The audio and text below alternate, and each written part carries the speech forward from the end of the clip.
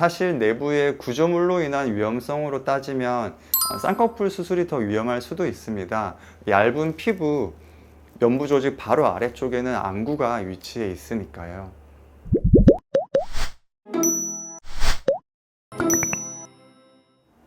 바른성형 바른리프팅 대구 키성형외과 대표 원장 성현민입니다. 눈꺼풀 처짐, 눈가 짓무름, 이마 미간 부위의 주름, 노화에 따라 자연스럽게 생기는 누구나 갖고 있는 고민일 거라고 생각합니다.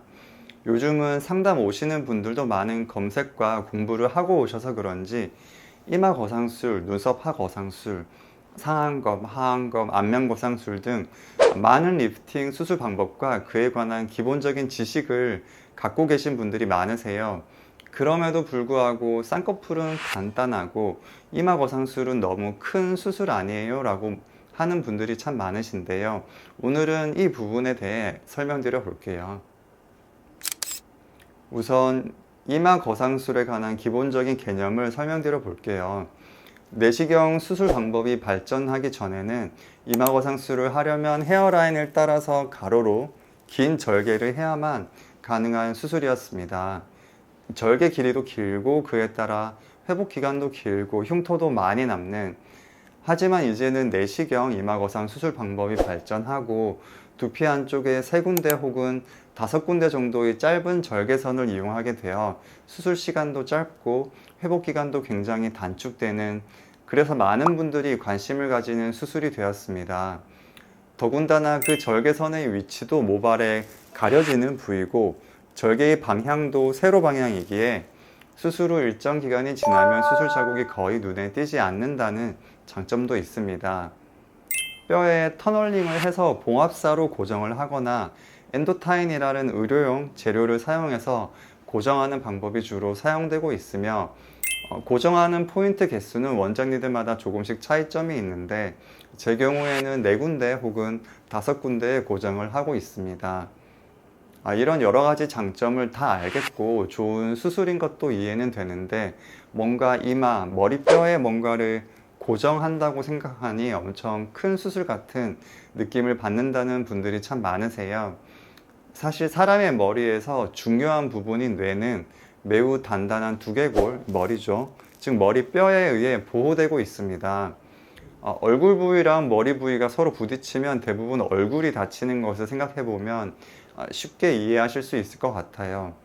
이렇게 단단한 두개골, 즉 머리뼈에 고정을 하는 수술이기에 특별히 그 안정성이나 위험성을 크게 의식하실 필요는 없는 수술입니다. 다만 안와의 상현, 즉 눈썹 안쪽 3분의 1 위치에서 이마 부위로 올라가는 신경으로 인해 이마 거상 수술 후에는 두통, 메스꺼움 등의 증상이 3, 4일 정도 발생할 수 있다는 부분은 꼭 염두에 두실 필요가 있습니다.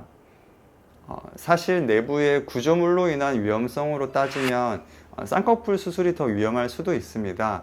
얇은 피부, 면부 조직 바로 아래쪽에는 안구가 위치해 있으니까요. 눈꺼풀 처짐으로 상담 오셨던 고객분이세요.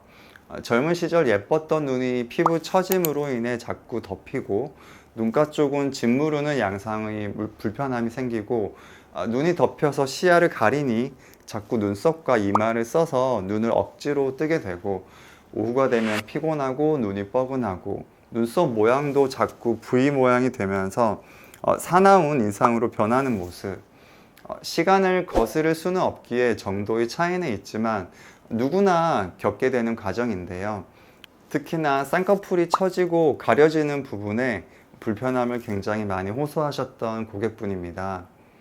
내시경 이마 거상술과 눈썹 하 거상술을 같이 해드렸고 수술 후 10일째 모습입니다.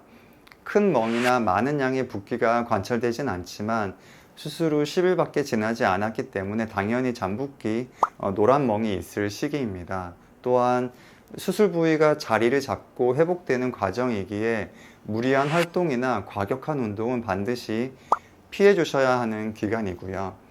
몸 컨디션의 정상적인 회복과 잠부기의 감소를 위해 산책과 같은 간단한 운동 정도가 도움이 되는 시기입니다. 고민이셨던 눈꺼풀 처짐이 개선되어 쌍꺼풀 라인이 시원하게 드러나고 V 모양으로 인상 쓰는 듯한 눈썹 모양도 자연스러운 모습으로 개선된 모습입니다.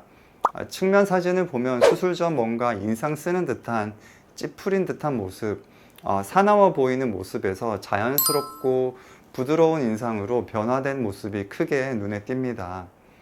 수술 전 약간은 평평했던 이마 부위의 볼륨감과 입체감도 살아나게 되어 훨씬 어려 보이고 매력적인 모습이 관찰됩니다.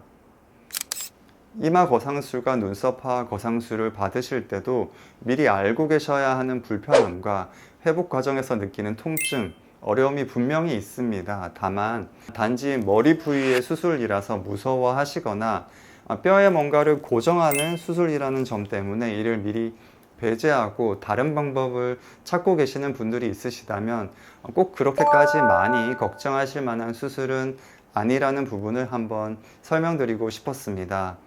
어떤 수술이든 특히 리프팅 수술은 그 개선점과 한계점을 명확하게 인지하고 충분히 이해하신 후에 선택을 하셔야 수술 후 긍정적인 변화를 기대하는 것과 함께 회복기에 겪게 되는 불편함까지도 기쁜 마음으로 견디실 수 있기에 수술을 받고자 하시는 원장님과 수술 전 다방면으로 충분한 상담을 받아보시길 꼭 권유드립니다.